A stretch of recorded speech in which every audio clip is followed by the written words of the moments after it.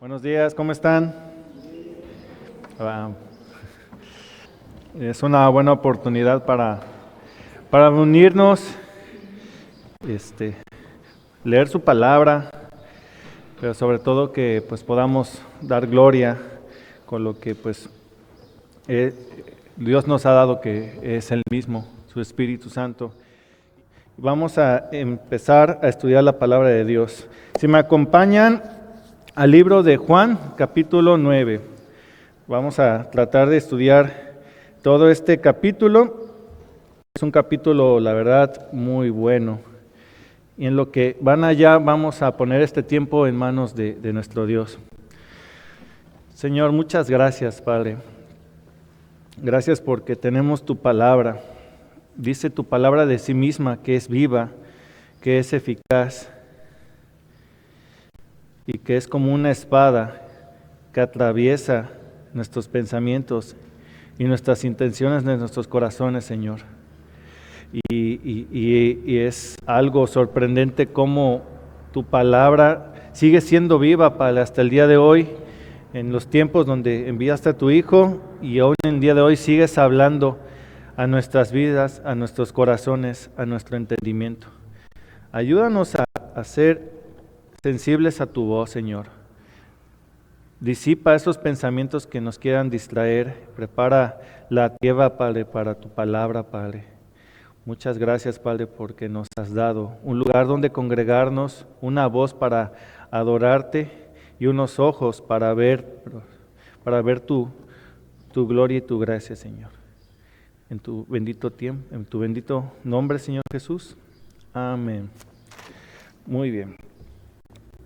Dice el título del capítulo, bueno, en sí los evangelios están escritos de una forma seguida, pero ya conforme fue pasando el tiempo, fue para que fuera un poquito más organizado y fácil de enseñar, organizado por capítulos. Entonces el evangelio de Juan es una buena nueva que describe Juan acerca de Jesús. Este evangelio es muy bonito porque describe a un Jesús muy íntimo en lo personal, cómo va en los diálogos de uno a uno. Por ejemplo, en el evangelio de Lucas era un poquito más descriptivo, pero el evangelio de Juan presenta a un Jesús un poquito más sensible al trato con sus semejantes, al trato con sus discípulos y al trato contra la gente que tenía en cierta forma conflicto con Jesús. Y el título que ahí para como resumir la historia, empieza diciendo capítulo 9, Jesús sana a un ciego de nacimiento, y viene otro título después, los fariseos interrogan al ciego sanado y ceguera espiritual. Y ya leyendo solamente los títulos, básicamente nos va dando una idea de lo que va a hablar la palabra. Vamos a dar lectura del versículo 1 al versículo 12, y dice así. 1. Al pasar Jesús vio a un hombre ciego de nacimiento, y le preguntaron sus discípulos, diciendo: Rabí, ¿quién pecó, este o sus padres, para que haya nacido ciego? Respondió Jesús: no es que pecó este ni sus padres, sino para que las obras de Dios se manifiesten en él. Me es necesario hacer las obras del que me envió, entre tanto que el día dura, la noche viene cuando nadie puede trabajar. Entre tanto que estoy en el mundo, luz soy del mundo. Dicho esto, escupió en tierra e hizo lodo con la saliva y untó con el lodo los ojos del ciego. Y le dijo: ve a lavarte en el estanque de Siloé, que traducido es enviado.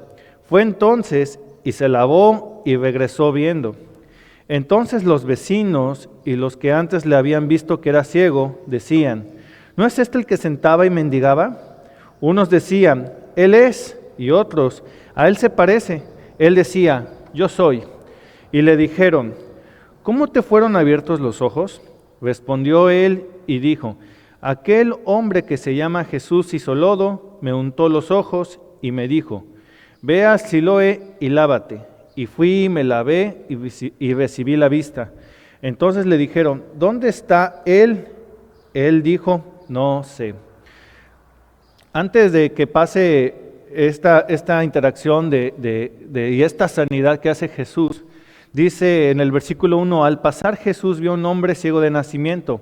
Previamente eso, que viene en el capítulo 8, Jesús está en el templo y empiezan a como atacarlo, y algo que lo atacan los fariseos, que son judíos. Los fariseos son personas que toda su vida han estudiado como detalladamente la ley de Dios, la ley de Moisés. Entonces, y malamente estos fariseos habían instituido tradiciones que con el paso del tiempo fueron tomando más relevancia las tradiciones que la misma ley que Dios estableció. Y entonces en el capítulo 8 al final hace una mención sobre Abraham. Los fariseos tenían como padre a Abraham y también Jesús, pero dice en el versículo 58 del capítulo 8, ahí son unos versículos antes del 1, dice, de cierto os digo, antes que Abraham fuese, yo soy. En el 59 dice, tomaron entonces piedras para arrojárselas, pero Jesús se escondió y salió del templo y atravesando por en medio de ellos se fue. Cuando dice que es mayor que Abraham, los fariseos se enojan demasiado y toman piedras. Entonces Jesús se escabulle dentro de la gente que hay ahí, y en esta salida sale a la puerta, y es cuando dice en el versículo 1, al pasar Jesús vio a un hombre ciego de nacimiento. Ahora, las personas que tienen ceguera, junto con paralíticos o alguna discapacidad, pues no se les era permitido entrar en el templo porque eran considerados como en cierta forma inmundos. También en estos tiempos había mucha gente que padecía de lepra, tenían enfermedades y eran como asociados que tenían un padecimiento porque tenían pecado en su vida. Y no digo que no, pero era muy catalogado esta persona es así, tiene esta deficiencia porque tiene pecado. Entonces, afuera del templo hay unas que se llaman puertas, que son las entradas. Y ahí se encontraba este hombre que dice que era un hombre ciego de nacimiento. Básicamente que cuando nació y al ser bebé van viendo sus papás que no tiene vista. Es importante saber que cuando una persona está ciega, no sé si han conocido un ciego, pero desarrollan otros sentidos más, como el tacto o el oído.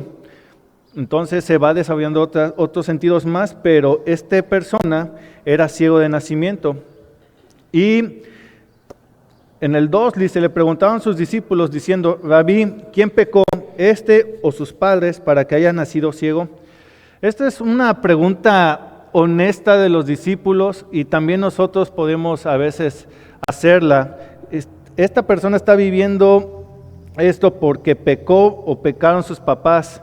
Creo que un ejemplo muy claro ha sido el libro de Job, que estamos viendo los jueves con Mac, donde sus amigos tratan de explicar qué es lo que está pasando en la vida de Job, y pues hasta cierta forma lo están atacando porque están pensando que trae pecado, y porque trae pecado sufrió todas las cosas que padeció en ese momento Job, que era pues toda la muerte de sus hijos, enfermedad, que había perdido todo. Entonces, tratando de justificar su situación, es una pregunta muy genuina de los discípulos.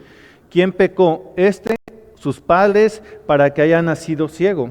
Respondió Jesús, no es que pecó no es que pecó sus padres, sino para que las obras de Dios se manifiesten en él. Entonces, Jesús ya tenía en mente qué iba a suceder en la vida de esta persona. No solamente la gracia de Dios con este hombre, sino también en cierta forma una instrucción de quién es Dios para sus discípulos. Porque en el versículo 3 dice, para que las obras de Dios se manifiesten en él. Aquí los discípulos están siendo instruidos por Jesús y entienden que Jesús tiene algo que viene de Dios. Pero si esto lo hubiera declarado a los fariseos, hubiera sido otra vez un momento de enojo. ¿Cómo que las obras de Dios? Ahorita lo vamos a ver. Se manifiesten en él, o sea que va a haber gracia de Dios en este hombre.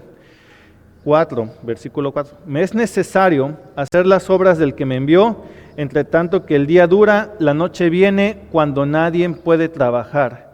Y termina este pequeño diálogo de Jesús, entre tanto que estoy en el mundo, luz soy del mundo. Dice que me es necesario, en otras traducciones lo aplica como plural, nos es necesario, pero está hablando de él, me es necesario hacer las obras del que me envió. Jesús, cuando fue crucificado en la cruz, dijo unas palabras que es consumado, es pagado completo. Y esto quiere decir que lo que Dios le estableció, Dios Padre le estableció a Jesús, Él lo cumplió. Él hizo las obras que tenía que hacer conforme al Padre. Y Él está ahorita manifestando este mismo sentir. Me es necesario hacer las obras del que me envió. ¿Cuáles sombras? Nosotros podemos preguntar, ¿cuáles son las obras de que le envió? Hay un versículo que, si quieres acompañarme, en Lucas 7, o si no lo ponen ahorita aquí arriba, que es Lucas 7, capítulo 7, efectivamente, versículo 22. Jesús reveló muchas declaraciones acerca de lo que vino a hacer. En Lucas 19 dice, 19:10, porque el Hijo del Hombre vino a buscar y salvar lo que se había perdido. Y este versículo que vamos a leer, que es Lucas 7:22, es una respuesta a las dudas que tiene Juan el Bautista estando encarcelado.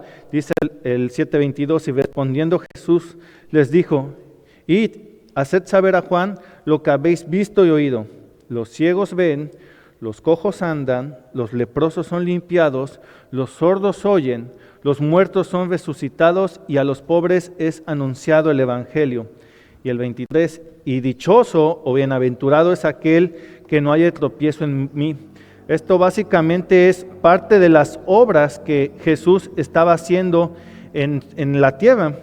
Dar vista, dar sanidad a leprosos, proclamar el Evangelio. Y Él está haciendo las obras de que le envió. Y viene como una cierta condicionante, dice, entre tanto que el día dura, la noche viene cuando nadie puede trabajar. Esta declaración es un poquito Jesús hablando como hombre, Jesús con una cierta limitación. ¿Por qué? Porque dice que entre tanto que el día dura, quiere decir que entre tanto que la vida que Él iba a tener en la tierra dura, y la noche implica pues la muerte, o sea que en lo que vas a hacer durante el día, ya en la noche ya no vas a poder hacerlo, cuando nadie puede trabajar. Hoy en día tenemos de su Espíritu y sé que Jesús, Hijo de Dios, nuestro Señor, sigue obrando y haciendo las obras del Padre de que le envió a través de su Espíritu, a través de la iglesia. Pero aquí está una limitante porque es Jesús hombre. Y en el tiempo que estuvo, que fue su vida 33 años, tenía que hacer ciertas cosas, y una de ellas, como le dijo a los mensajeros de Juan el Bautista, dar vista a los ciegos, y vamos a ver esta acción, va a dar vista a este ciego. En el tiempo que tiene ahorita aquí Jesús, en esos tiempos que está obrando, cuando nadie puede trabajar. Entre tanto que estoy en el mundo, luz soy del mundo. Luz soy del mundo puede también entenderse como entendimiento, soy el entendimiento del mundo. Incluso hay unas congregaciones que están todas están torcidas, que se llama la luz del mundo, pero más bien copiaron el título de lo que es, pero no aplican, porque el único luz del mundo es nuestro Señor Jesús. Si me acompañas en el mismo Evangelio de Juan, al inicio, viene un prólogo, capítulo 1, y es un prólogo muy sublime, ¿no? Pero del 4, Juan 1 al 4 dice, en Él estaba la vida. No, mejor lo leemos desde el 1. En el principio era el Verbo, y el Verbo era con Dios, y el Verbo era Dios. Este era en el principio con Dios.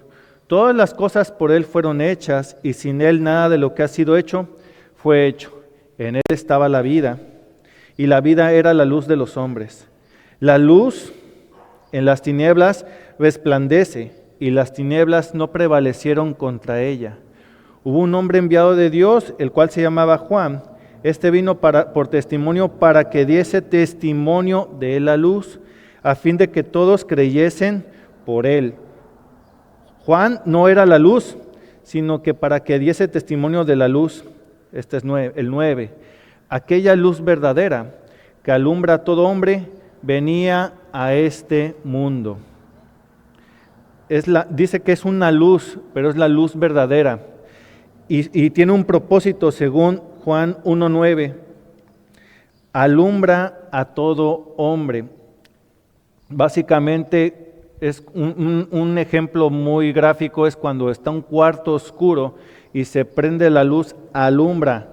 Quiere decir que por él, por Jesús, muestra todas las cosas, todas las obras de Dios. Y él está haciendo luz.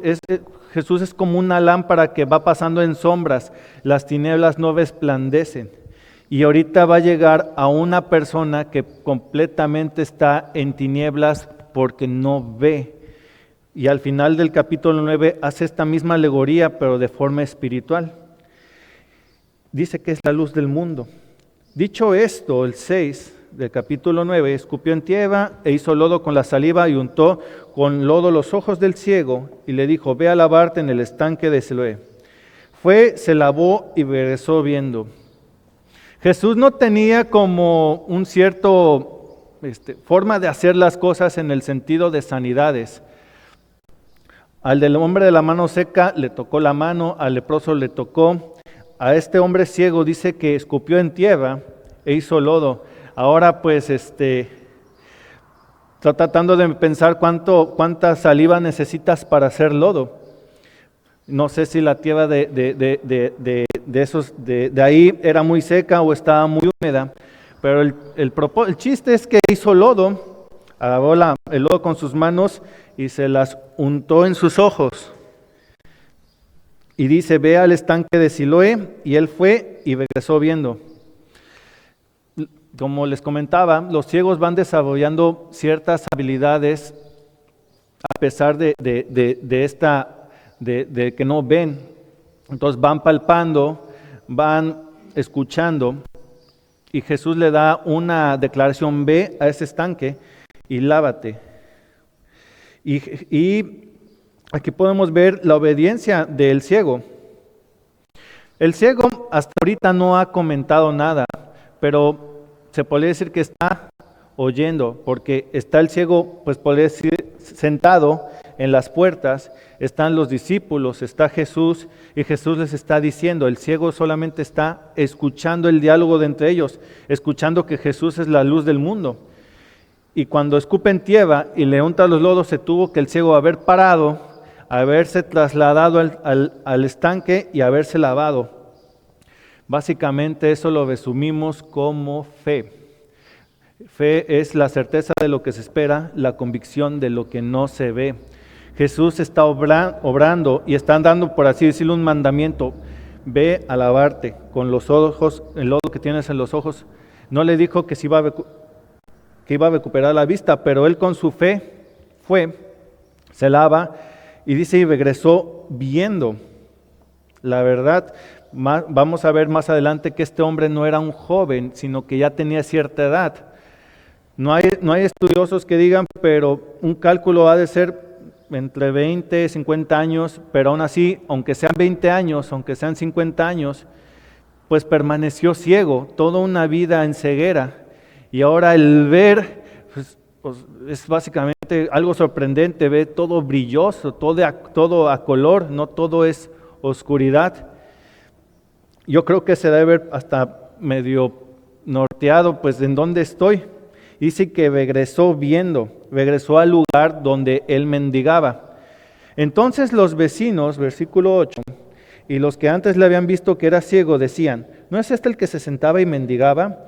Unos decían: él es, y otros: a él se parece. Él decía: yo soy. Hay un cierto asombro, pero a la vez no tanto, porque él dice: pues, ¿dónde estará el ciego? Pero ahorita viene uno igualito a ti que ve. Podría decirte: ¿tuviste un gemelo? ¿Dónde está tu hermano? Porque como que el ciego está ¿dónde está el ciego? Pero uno que es igualito al ciego ahora regresa viendo.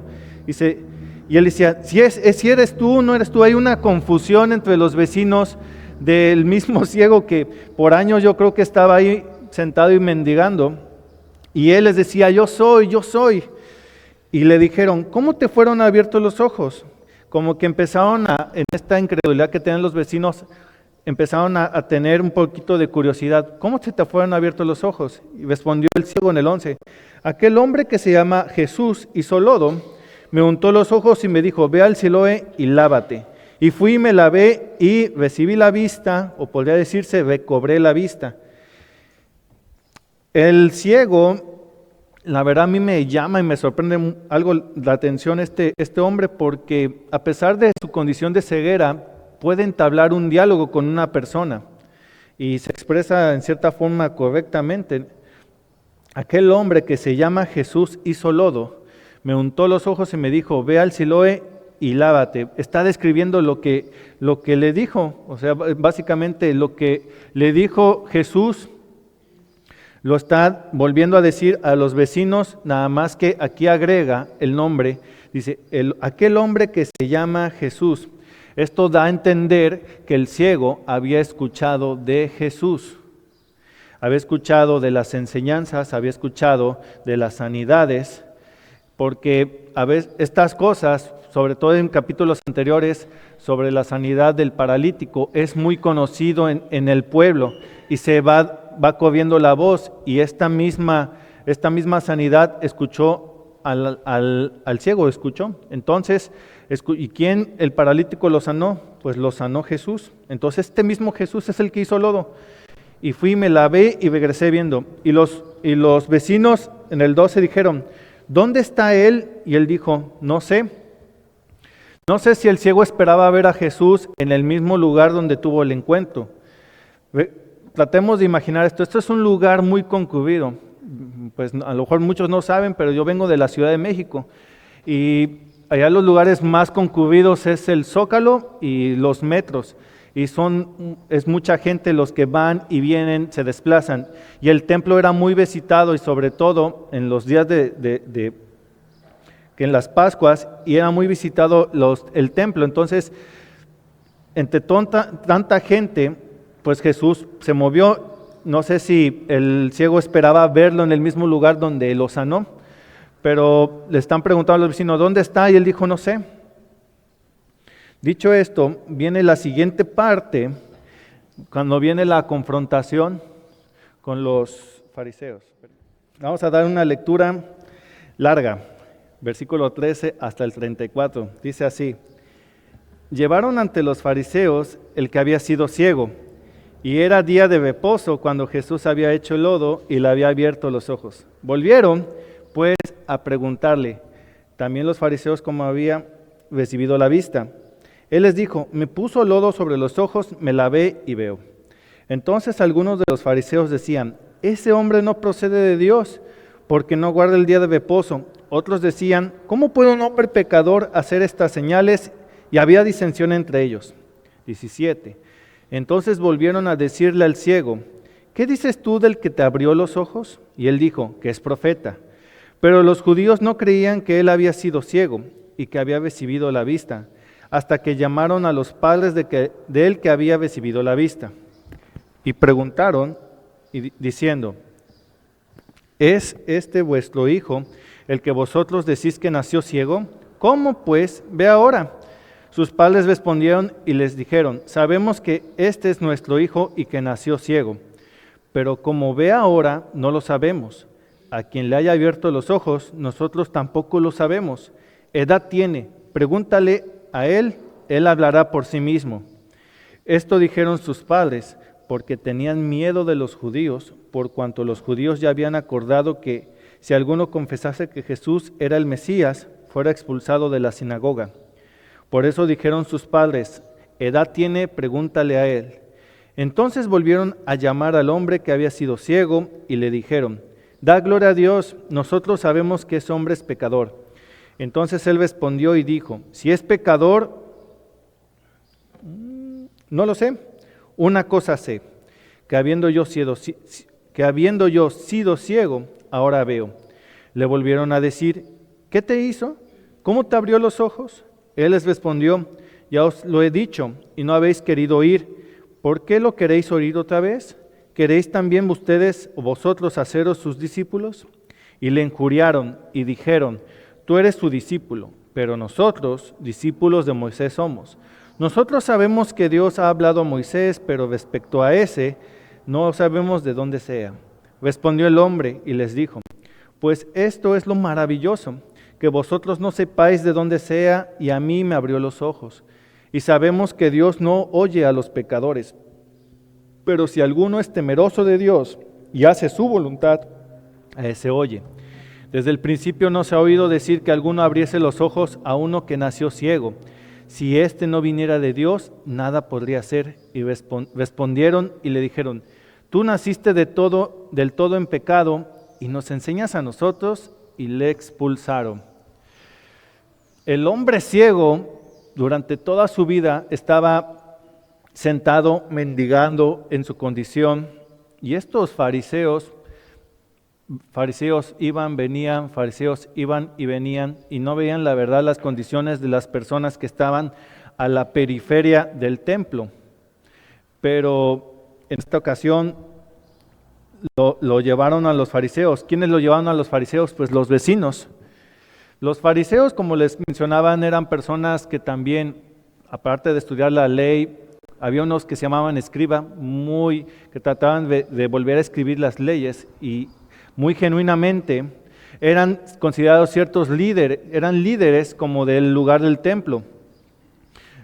Hay un personaje central en los fariseos que se llama el sumo sacerdote, que era básicamente aquel que llevaba sacrificio en el lugar santísimo y entraba una vez al año en la Pascua.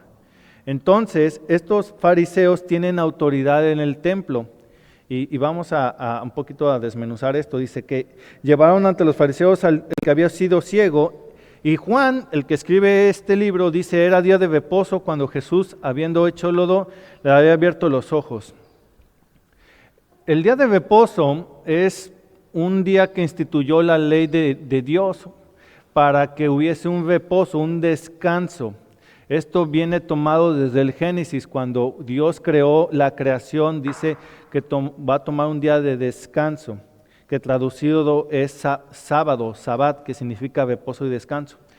Entonces Dios lo estableció, pero en la interpretación lo transgiversaron. Entonces tomaron este día de descanso como una tradición.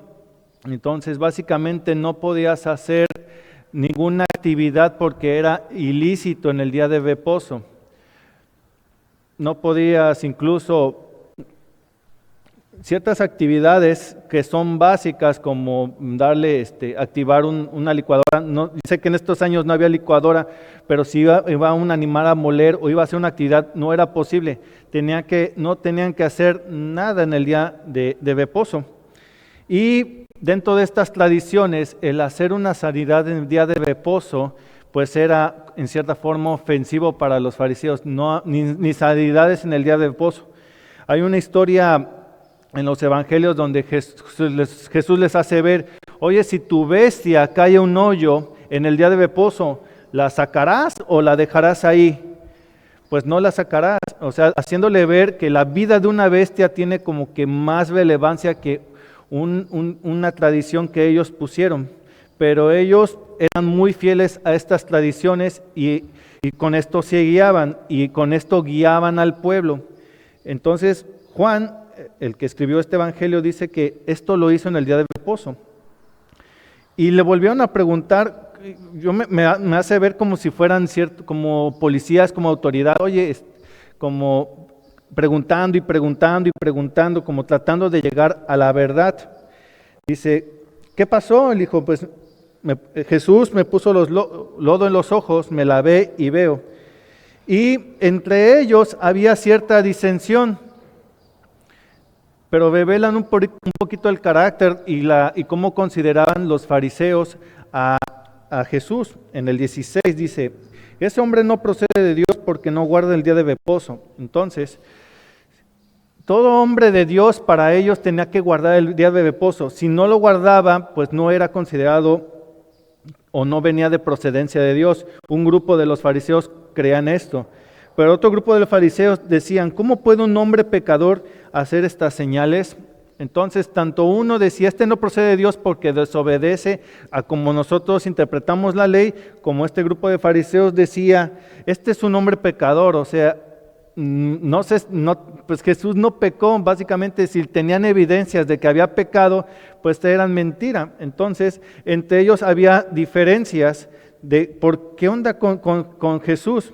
Básicamente, como dicen Hebreos, que es una espada y va dividiendo las motivaciones y los pensamientos hasta de los propios fariseos, aunque estaban en este momento equivocados. Entonces, dentro de estas diferencias entre los fariseos, dirigen su mirada al ciego, le dices, ¿quién te abrió los ojos? ¿Qué puedes decir de él en el 17? Y dice, es profeta. Ahora, les vuelvo a reiterar otra vez, un ciego no está estrictamente limitado por lo que ve, desarrolla otras habilidades y este ciego pues era pronto para oír la palabra de Dios y tiene cierto conocimiento de Dios porque dice que el que lo sanó es profeta. Entonces, ¿quién le habrá enseñado al ciego de nacimiento que era profeta? O sea, un ciego no está limitado a aprender las cosas de Dios y él dice que es un profeta. Entonces los judíos no creían que él había sido ciego y que había recibido la vista. Y empezaron a tener en cierta incredulidad a las evidencias muy claras de lo que estaba pasando. Un ciego recobró la vista y llaman a sus papás, llaman a sus padres y empiezan a interrogarlos y dicen que ¿tu hijo verdaderamente nació ciego? Ellos dijeron sí. ¿Cómo ve ahora? A mí me llama la atención que ante la sanidad, o sea, esto debe de producir en las personas asombro, o sea, debe de ser como que esto, o sea, Dios está obrando, pero tristemente para los fariseos no están viendo el asombro o la gracia de Dios en una persona. Y me llama un poquito también la atención los papás porque, pues, o sea, llegan a ver a su hijo con la vista, pero no están un poco sorprendidos, están un poco temerosos ante las interrogantes de los fariseos. Y dice, empiezan a responder, pues es nuestro hijo, pero él nació ciego, pero quien le haya dado la vista no lo sabemos. Dice, ¿edad tiene? Pregúntale a él. Pero esto lo decían porque tenían miedo a los judíos. Los judíos ya habían acordado entre los judíos, entre los fariseos, que si un hombre declaraba que Jesús era el Mesías, fuera expulsado de la sinagoga. Y por eso tenían este temor. Por eso dijeron sus padres, ¿edad tiene? Pregúntale a ustedes. Voy a detenerme un poquito a mí. Muy bien. ¿Quién de ustedes puede decir que Jesús ¿saben qué es el Mesías?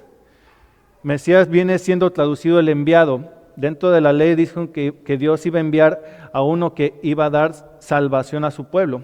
Y Jesús, el Cristo, el elegido, viene siendo Él. La palabra Jesús significa Dios salva. Entonces, Él está siendo Jesús, hasta con el nombre, lo que mandó por parte de Dios Padre a hacer en la tierra, a salvar a todo aquel que cree. Entonces, si hemos creído y si nos preguntan que si Jesús es Mesías o era el Mesías, pues ¿qué podemos decir? Sí, no, necesito evidencias para comprobar que Jesús es Mesías. Si decías que sí, Jesús era el Mesías, y te voy a decir si es el Mesías, básicamente vamos a ser expulsados de la sinagoga. Pero ¿qué implica ser expulsado de la sinagoga? No solamente es como que se pare un portero en las puertas del templo y decirte no puedes pasar. No, había tres formas como de como cierta disciplina acerca de que podías ingresar a la sinagoga. La primera era como que te suspendían 1 mes o 30 días, depende la falta o el agravio. La segunda se llama nidui, Lo investigué y la tercer aviso se llama Shemé. El segundo, que se llama Nidui, es un tiempo indefinido, no puedes entrar a la sinagoga y empieza a haber empieza a correr la voz de que has cometido pecado, que no puedes entrar, que a las amistades empiezan a decirle, ahí empieza a haber un fuerte señalamiento. Y si esta persona dentro de sus tradiciones recapacita, puede volverse a ingresar. Es como el segundo aviso. Pero el tercer aviso, como es una expulsión definitiva, se llama Shemé, me llamó la atención que un comentarista le hizo que era considerado como muerto. Considerado como muerto básicamente es borrado. Si nosotros fuésemos a una escuela y pasáramos lista, tu nombre ya no iba a aparecer. Esto se me hace muy fuerte. En la expulsión de alguien de la sinagoga era borrado.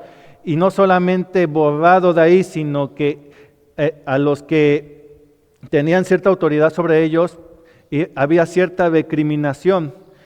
No sé si han leído en los pasajes de los evangelios cuando están los leprosos están en la orilla, allá están, y tienen que decir inmundo, inmundo, y no pueden tocar. Y si tú tenías un familiar leproso, tenías que llevarle alimento en un canasto y lo dejabas y ahí te lo quedas, porque si me lo regresas me estás contaminando. O sea, eran considerados muertos. No solamente te puedo ver en la calle, no existes. Y esto es muy fuerte. Entonces tiene un impacto social el ser expulsado de la sinagoga. Y tristemente los fariseos tenían esta potestad en sus manos, y los padres tenían temor porque muchos de los sustentos eran la sociedad que iban a la sinagoga. Entonces, al ser recriminados, al ser boletinados como rebeldes, y ahora más hecho ser declarado muerto, pues como si no te vieran. Entonces, todas estas actitudes y disciplinas llevan a cierto menosprecio. Entonces los padres dicen, híjoles, ¿qué hacemos? Pues edad tiene, pregúntale a él. Entonces volvieron a llamar al ciego, y el 24 dice, da gloria a Dios, dice los fariseos, nosotros sabemos que ese hombre es pecador. Otra vez, no sé, Jesús en la vida que llevó en este mundo no tenía evidencias de que cometió pecado. Dice que fue un hombre sin pecado. Entonces las evidencias que podrían tener para que ellos dijeran que es hombre pecador, pues estaban mal, eran mentira. Pero ellos con una certeza, porque viola para ellos el día de reposo, no era digno de ser llamado o considerado un hombre santo, sino un hombre pecador. Y el ciego, me gusta mucho cómo no se clava con ellos, sino que responde muy genuinamente. Dice, entonces él respondió en el 25 y dijo, si es pecador no lo sé, una cosa sé, que habiendo yo sido ciego, ahora veo.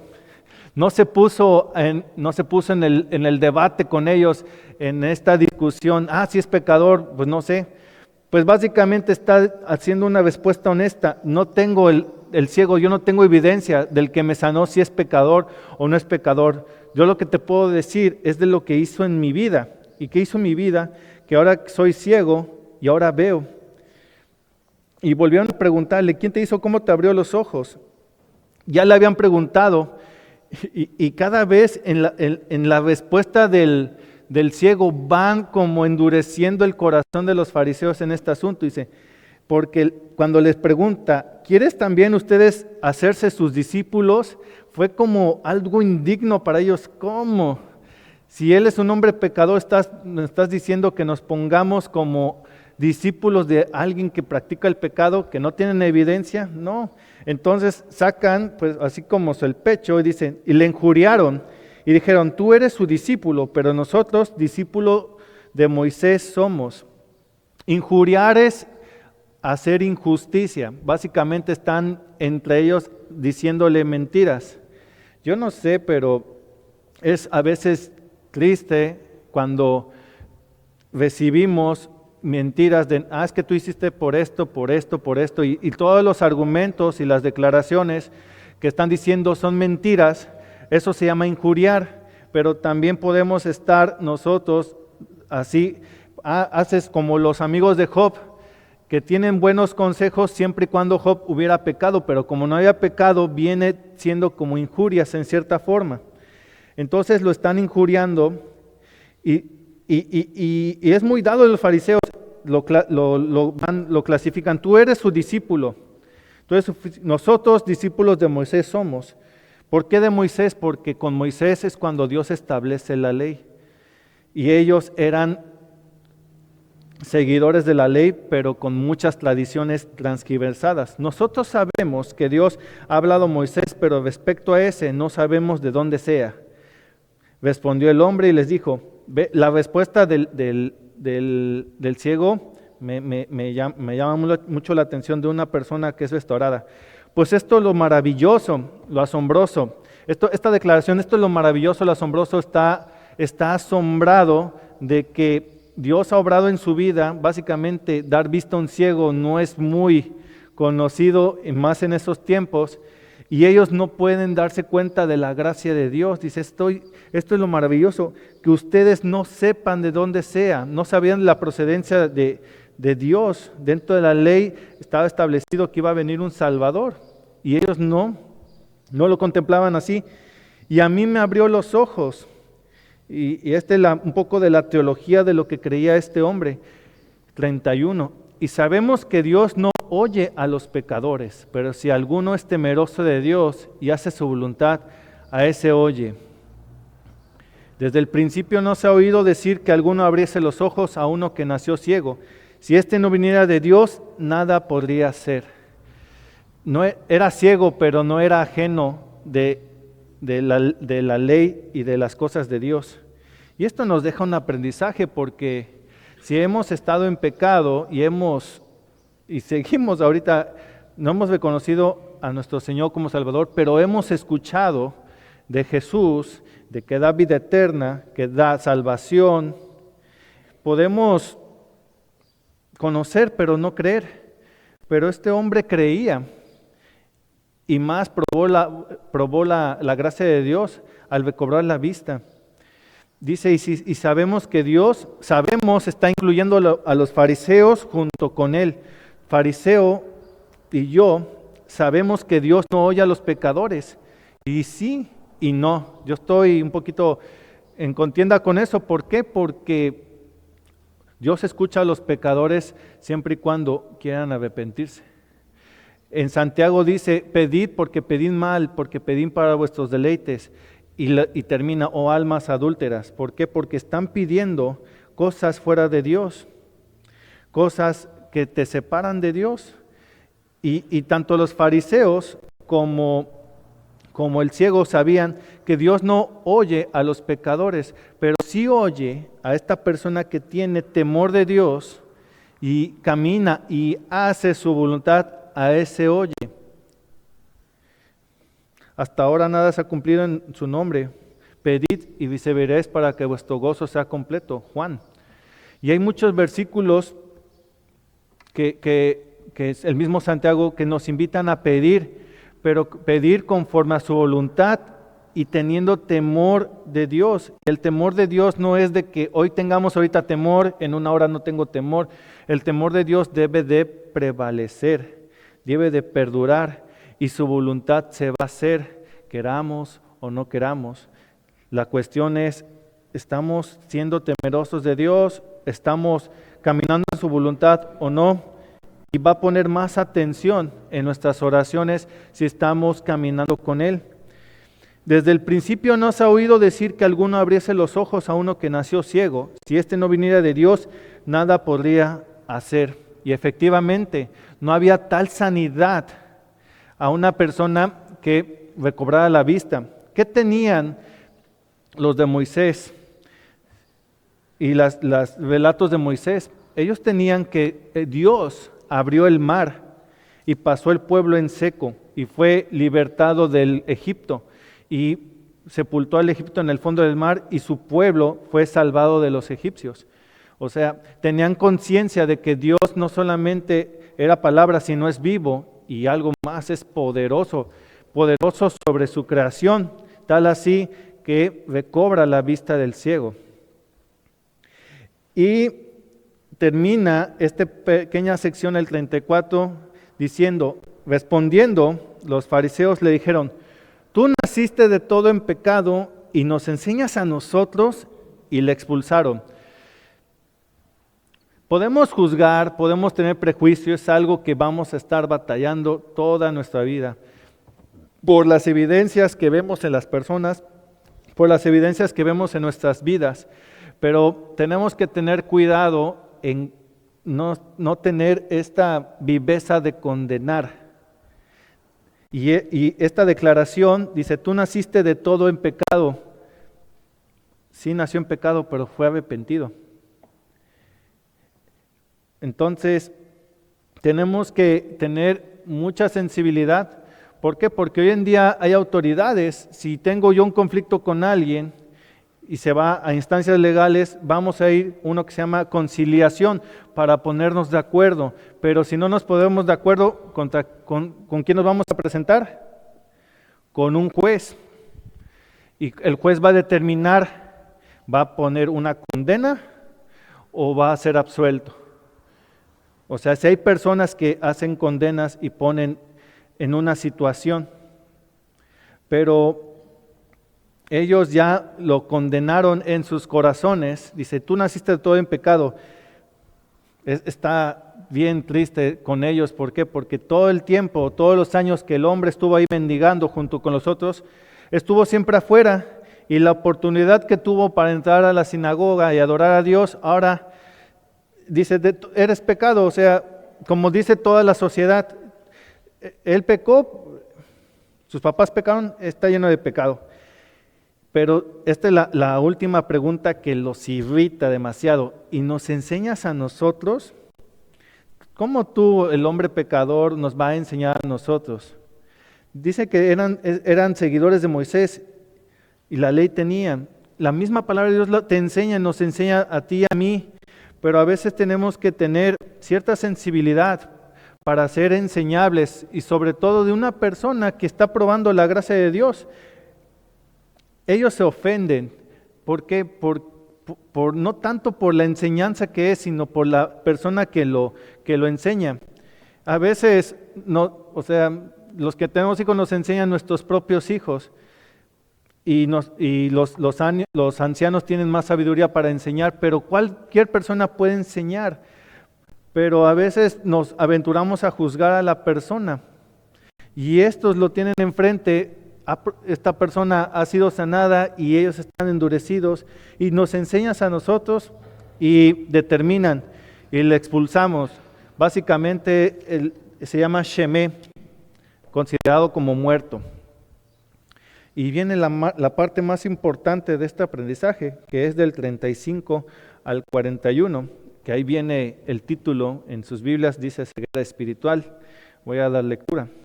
Oyó Jesús que le habían expulsado y hallándole le dijo, ¿crees tú en el Hijo de Dios? Respondió él y dijo, ¿quién es, Señor, para que crea en él? Le dijo Jesús, pues le has visto y el que habla contigo, él es. Y él dijo, creo, Señor, y le adoró. Dijo Jesús, para juicio he venido yo a este mundo, para que los que no ven, vean, y los que ven sean cegados. Entonces algunos de los fariseos que estaban con él, al oír esto, le dijeron, ¿acaso nosotros somos también ciegos? Jesús les respondió, si fueras ciegos, no tendrías pecado, mas ahora, porque decís, vemos, vuestro pecado permanece. Jesús da sanidad a un hombre ciego, pero ahorita lo más importante, va a poner en evidencia su alma ante el Dios, ante el Creador de almas. Y dice, oyó Jesús que le habían expulsado y hallándole. Dice que en Romanos que Él dio vida a los muertos. Y usando esta alegoría, si te expulsan y eres considerado como muerto, Jesús fue a buscar a ese muerto. Este muerto que Él sanó, como dijo el Lucas 15, ¿no? En la historia dijo pródigo, mi hijo muerto era y ha revivido. Y Jesús, dice, escuchó que lo habían expulsado y fue a buscarlo. ¿Y qué crees? Lo encontró. Jesús conoce su creación y dice que sus ojos están sobre ella. Básicamente, por más que me quiera ocultar, es imposible. Cuando Adán pecó, dijo, ¿dónde estás, Adán? No es de que no lo veía, sino le estaba haciendo ver, te estoy viendo, Adán, ¿dónde estás? Y eso es un triste autoengaño que podemos estar cuando pecamos, es que nadie me ve. El pecado tristemente se realiza en tinieblas, en lo oculto. Pero Jesús dice que al expulsarlo, aunque los otros lo consideraron muerto, yo no te consideré muerto, y lo halló y lo encontró. Y le hace esa pregunta que también podría hacérsenos a cada uno de nosotros. ¿Crees tú en el Hijo de Dios? Versículos anteriores, este ciego ya había demostrado conocimiento de Dios, que tenemos que ser temerosos de Él y caminar bajo su voluntad. A Él oye y que da sanidad, pero ya tenía cierta idea, conocimiento. Y con la pregunta, ¿crees tú en el Hijo de Dios? Él responde genuinamente, ¿quién es, Señor, para que crea en Él? En otras traducciones la pregunta también viene dicha, ¿crees tú en el Hijo del Hombre? Que así también se autodenominaba Jesús como el Hijo de Adán, el Hijo del Hombre, el Hijo de Dios. ¿Quién es? ¿Dónde está, Señor? Él ya se consideraba, con esta declaración, Señor, esta persona ya se consideraba siervo para que crea en Él. Y Jesús le responde, pues le has visto, y el que habla contigo, Él es. Wow. Toda su vida estuvo sin ver y lleva poco tiempo con vista y ya mucha actividad y mucha contienda en que si veía, si no veía, si era Él, no era Él, y ahora los tiene frente a frente, pues le has visto. Y es la segunda vez que escucha la voz de Jesús. La primera, cuando lo sana, cuando están los discípulos, y la segunda vez es como, no sé, a ustedes les ha pasado, han comprado películas piratas, yo sí lo he comprado, ya no lo he comprado porque hay otras aplicaciones, pero cuando compraban películas piratas y ponías cierta película, me pasó que le puse la película y se escuchaba, pero no se veía. Y podemos discernir, y ya cuando compras la película y la vemos con el audio que veíamos, conecta. Entonces, primero, este ciego lo escuchó, y ahora lo escucha, ¿y qué creen? Lo ve y mucho más cree. Podemos ver aquí un proceso en el cual como un hombre ha sido restaurado. Primero oye, luego ve y escucha, cree, y en el 38 dice, creo, Señor, y le adora. Podemos nosotros hacer 5 fases, pero la verdad están ahí, están implícitas en el diálogo. ¿Cómo? Y todos lo hace Dios. Dios da la vista, Dios da esa palabra para que escuchemos, nos da la capacidad para escuchar, nos da la capacidad de creer. Dice que Él es autor de la fe. Y le adoramos, respondemos a quién es Él, como este ciego dice, pues la has visto y Él que habla contigo, Él es, creo, Señor, y le adoró. Y todavía Jesús le da tiempo para instruirlo. Al final, no solamente está hablando con el ciego, está alrededor de fariseos, o sea, todo lo que está este diálogo está siendo escuchado por los fariseos. Dice, para juicio he venido yo a este mundo, para los que no ven, vean, y los que ven, sean cegados. Jesús vino, como dice Juan 3:16, porque de tal manera amó Dios al mundo que ha dado su... Lo voy a leer porque ya se me olvidó bien. Porque de tal manera amó Dios al mundo que ha dado a su Hijo unigénito, para que todo aquel que en Él cree no se pierda, mas tenga vida eterna. Dios da todo, da todo. Aquí se puede ver que se conjuga la soberanía de Dios y la respuesta del hombre, porque Dios da todo, todo, pero sí pone, elige creer o no creer. básicamente es esto. Para los que ven, vean. Dios ha dado todo, ha dado la vista para que nosotros podamos ver. Dijo en 1 Juan, en Juan dice que Él alumbra a todo hombre. Nos corresponde creer, pero también dice que para los que ven, para los que entienden las cosas de Dios, sean cegados. Básicamente puede ser, Dios dice la palabra de Dios que Cristo es la roca, que en Él puede ser fundamentada, pero también es roca de tropiezo. O sea, para una cosa es bendición, pero para otra cosa es desastre. ¿Por qué? Porque con Dios no hay negociación.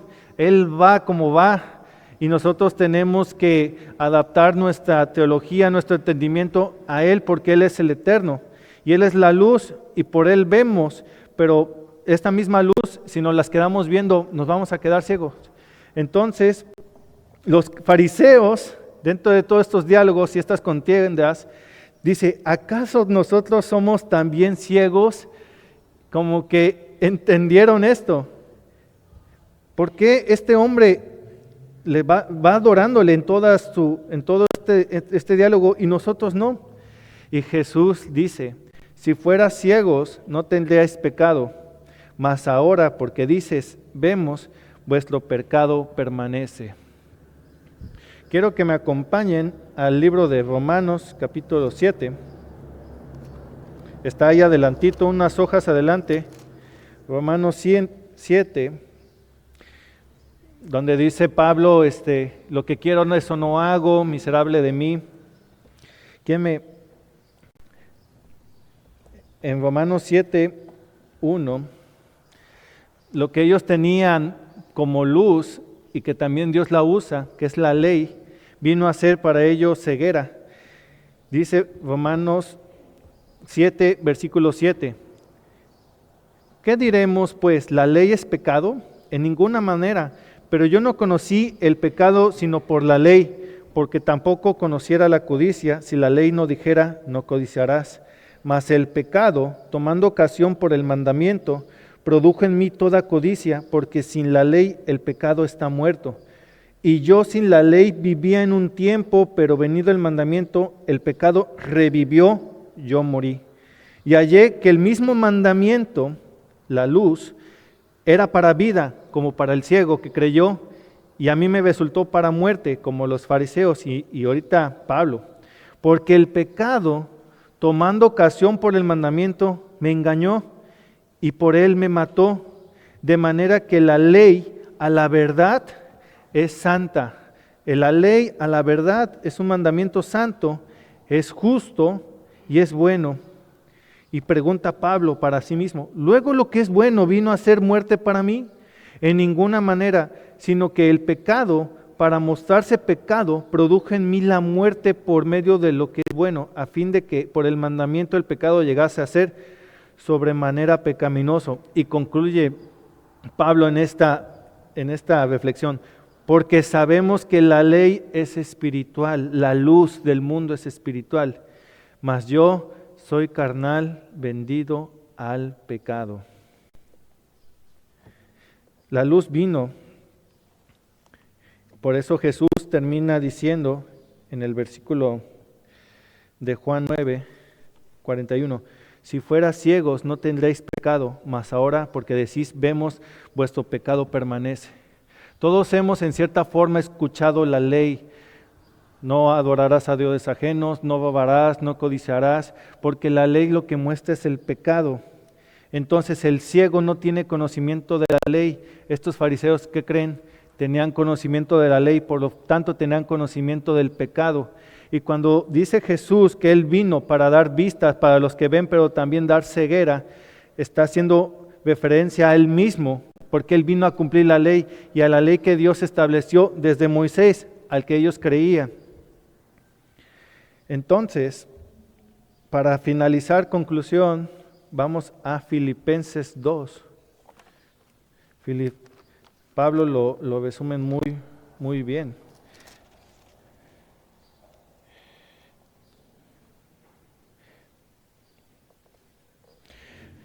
Filipenses 2, capítulo 12.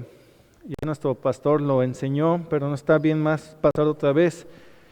Filipenses 2:12 dice: por tanto, amados míos, como siempre habéis obedecido, fuiste al estanque y te lavaste, no como en mi presencia solamente, sino mucho más ahora en mi ausencia, ocupaos en vuestra salvación con temor y temblor, porque Dios es el que en ustedes produce así el querer como el hacer, por su buena voluntad. Haced todo sin murmuraciones, haced todo sin contiendas. 15. Para que seáis irreprensibles, que nadie pueda tener, no hay tropiezo. Seamos sencillos, hijos de Dios, sin mancha, en medio de una generación maligna o que hace maldad y perversa. Perversa quiere decir que la palabra de Dios lo tuerce, en medio del cual resplandeces como luminares en el mundo. La luz del mundo, que es Jesús, nos da de su luz, somos reflectores. Aquí Pablo dice que somos luminares. La luz de Cristo resplandezca en nosotros. ¿Para qué? Para que seamos irreprensibles, para que seamos sencillos. ¿Por qué? Porque nuestra vida es corta. Dice Santiago que nuestra vida es como neblina. Y sí, parece que 100 años es mucho, pero la verdad son pocos, mucho más 20, como los que tengo yo. Pero no. La vida es rápido, como dijo, la día va en tanto que la noche llega, nos trabajad. ¿Qué nos queda a nosotros? ¿Qué nos está hablando Dios? Tengamos cuidado si estamos con esta actitud de los fariseos, siendo precipitados en juzgar a los hermanos con evidencias equivocadas o erróneas. Tengamos cuidado de las personas que por años han estado como el ciego y pasaban y entraba nuestra vista sin ver a nuestros prójimos, porque necesidad hay en todos lados y salvación está para todas las personas. Si nosotros vamos a cualquier lugar, vamos a encontrar personas, significa que hay salvación y hay posibilidad para ser y ser de bendición, luminares del mundo. No tener esta actitud de los fariseos, no hacer tradiciones, tener claros que somos sencillos, que no tenemos autoridad más que la de nuestro Padre, Él es el único Dios. Si somos como el ciego, ser agradecidos y estar conscientes de que todo lo que hace es de Él, da la vida, da la salvación, da sanidad, da gracia. Y sobre todo, Jesús no le rechazó la adoración, dar adoración, porque Él es digno de toda adoración, porque nos salvó de nuestros pecados. Tener un poquito de cuidado si somos como los padres de este ciego, teniendo más temor en ser expulsados, que sí está fuerte, pero la verdad quiero que nuestros nombres estén escritos en el libro de la vida, porque Dios va a pasar lista y nuestra vida, que seamos hallados buen siervo fiel. Temores va a haber restricciones, pero que no nos frene de compartir las buenas nuevas que es en Cristo. Y estar muy susceptibles a la gracia de Dios que está obrando en el prójimo, en nuestras vidas. Decía un amigo en Cristo, la bendición de Dios es como una lluvia que cae, pero nos mojamos individualmente. Y tal así, no somos más, no somos menos. Dios ha dado todo ha dado nuestro Padre, y está ahí, y está su palabra, y tenemos que estar preparados para presentar defensa, como presentó esta persona que no se entró en el debate, sino con mucha gracia y con mucho amor le dijo, ustedes también quieren seguirlo, no era para que ellos se enojaran, sino para que mostraran cierta sensibilidad. Sí queremos seguir a Jesús. Y pues es una oportunidad más que Dios nos da para seguirle, para ser luminares, para ser irreprensibles y caminar en santidad y en adoración a Dios. Y como este ciego le adoró, vamos a adorar, pero antes vamos a orar a nuestro Padre. Señor, muchas gracias, Padre, porque tenemos tu palabra, Señor, y podemos pasar otra vez en unas horas a volver el mismo pasaje y nos sigues hablando. Y es hermoso porque tu palabra es viva, es como un corazón latiendo, hay vida. Ayúdanos a ver la vida que hay en estas palabras. Nos has dado de tu Espíritu, Señor, que mora en nosotros. Ayúdanos a caminar y a ser luminares porque hemos recibido de tu luz que alumbra a todo hombre, Señor. También ponnos alerta, Señor, para poder distinguir cuando no estamos caminando como los coches que sale el sensor, esto no está bien. Y tú sabes que nos muestras por tu Espíritu lo que no está bien, el pecado que hay que confesar, que hay que sacarle a la luz, Padre. No queremos ser más ciegos, Señor, queremos verte y estar adorándote por la eternidad. Y ahorita estamos muy limitados adorándote con nuestras voces, Padre, junto a mis hermanos y alzando nuestra voz para decir cuán grande eres tú, Señor. Muchas gracias, Padre, por todo lo que eres y has dado en tu bendito nombre.